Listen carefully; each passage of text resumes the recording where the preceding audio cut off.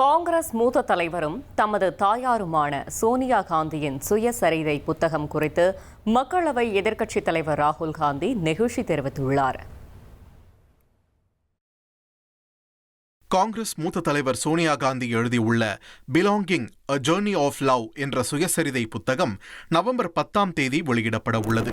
இத்தாலியில் உள்ள ஒரு சிறிய கிராமத்தில் குழந்தை பருவத்தை கழித்த சோனியா காந்தி இந்தியாவின் நேரு காந்தி குடும்பத்தின் மருமகளாக மாறிய பயணம் குறித்து இந்த புத்தகம் விவரிப்பதாக கூறப்படுகிறது.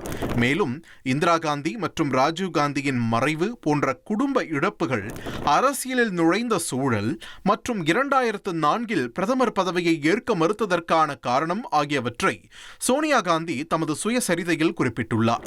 இந்த நிலையில் அந்த புத்தகத்தின் அட்டைப்படத்தை சமூக வலைதளத்தில் பகிர்ந்துள்ள ராகுல் காந்தி, அம்மா, உங்களையும் அப்பாவையும் ஒன்றாக நான் கடைசியாக பார்த்து 35 ஆண்டுகளுக்கும் மேலாகிவிட்டது என்று உருக்கமாக குறிப்பிட்டுள்ளார்.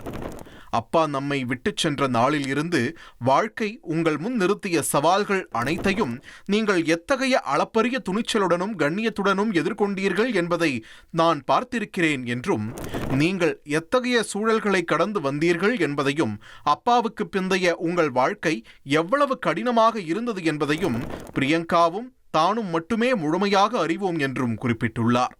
உங்களை நேசிக்கும் லட்சக்கணக்கான மக்கள் உங்கள் கதையான பிலாங்கிங் அ ஜர்னி ஆஃப் லவ்வை வாசிக்கப் போகிறார்கள் என்பதை நினைத்து தான் மகிழ்ச்சியும் பெருமையும் கொள்கிறேன் என்றும் ராகுல் காந்தி கூறியுள்ளார்.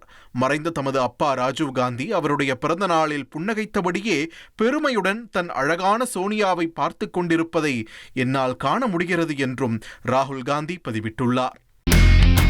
இனி செல்லும் இடமெல்லாம் செய்தி. தந்தி டிவியின் வாட்ஸ்அப் சேனலை ஃபாலோ பண்ணினா செல்ல இருக்கும் இடமெல்லாம் செய்தி.